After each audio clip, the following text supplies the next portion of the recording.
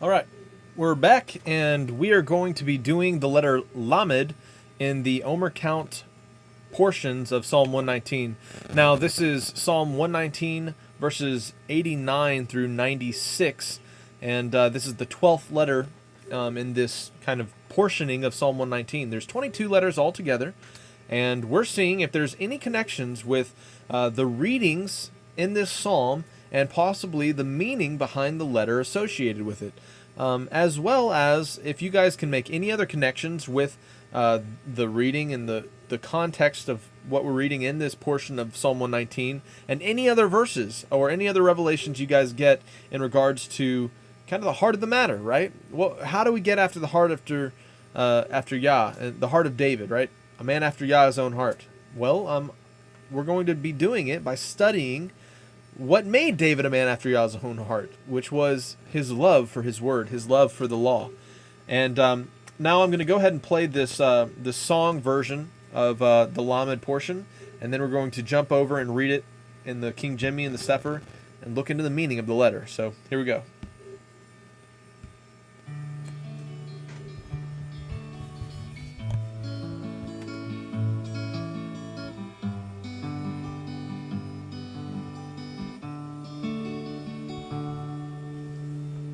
Your word, O Lord, is eternal.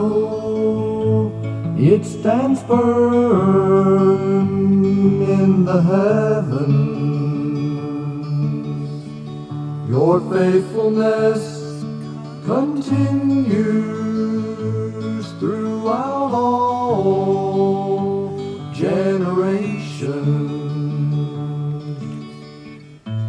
You established the earth and it endures. Your laws endure to this day, for all things are your servants. If your law had not been my delight, I would have perished in my affliction. I will never forget your precepts, for by them you have given life to me. Save me, for I belong to you, I am yours. I have sought out your precepts, which endure to this day. The wicked are waiting to destroy me, but I will ponder all your statutes. I've seen an end to all perfection, that your commandments are without bounds. Lamed. Wow, I kind of like that one. Yeah, some of my favorite song versions over the years have been, I really like Vav.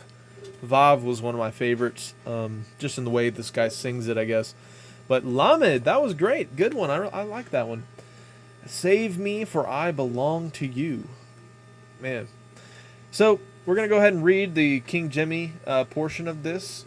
And once again, this is 89 through 96. All right. And I'll share the screen so you guys can read along. It says this: Forever, O Lord, thy word is settled in heaven. Thy faithfulness is unto all generations. Thou hast established the earth, and it abideth. They continue this day according to thine ordinances, for all are thy servants. Unless thy law had been my delights, I should then have perished in mine affliction. I will never forget thy precepts, for with them thou hast quickened me. I am thine, save me, for I have sought thy precepts. The wicked have waited for me to destroy me, but I will consider thy testimonies. I have seen an end of all perfection, but thy commandment is exceeding broad. Very interesting. All right, I'm going to read through the Sefer version of this as well. Forever, O Yahuwah, your word is settled in heaven. Your faithfulness is unto all generations. You have established the earth, and it abides. They continue this day according to your ordinances, for all are your servants. Unless your Torah had been my delights, I should have perished in my affliction. I will never forget your precepts, for with them you have quickened me. I am yours. Save me, for I have sought your precepts. The wicked have waited for me to destroy me, but I will consider your testimonies. I have seen an end of all perfection, but your commandment is exceeding broad. Wow, I can't help but to wonder, if you get into the actual, language, bust out that Strong's Concordance and look into the deeper meanings. There's a lot to unpack here, guys, and that's kind of what I'm hoping you'll leave in the comments below. Any insight, any other connecting verses to the premises that we read.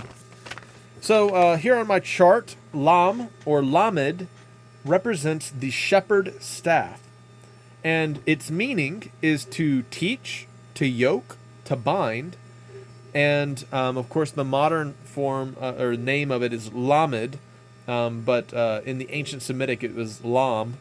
I'm gonna have to bust out the lexicon here and see if there's any more tidbits we can get about Lamed. And it says this: the early Hebrew pictograph is a shepherd's staff. The shepherd's staff was used to direct sheep by pushing or pulling them. It was also used as a weapon against predators to defend and protect the sheep. The meaning of this letter is towards as moving something in a different direction. This letter also means authority, as it is a sign of the shepherd, the leader of the flock. It also means yoke, a staff on the shoulder, as well as tie or bind from the yoke that is bound to an animal. The letter is used as a prefix to nouns meaning to or toward. The modern Hebrew name of the letter is Lamed, similar to the Greek name Lambda, and the Arabic name, however, is Lam, retaining an older two-letter root name for the letter and the probable original name. The phonetic sound for this letter is La. The original pictograph of this letter has remained virtually unchanged through the ages. The Middle Semitic remained the same but changed slightly in the late Semitic script, becoming what it is now in the modern Hebrew script.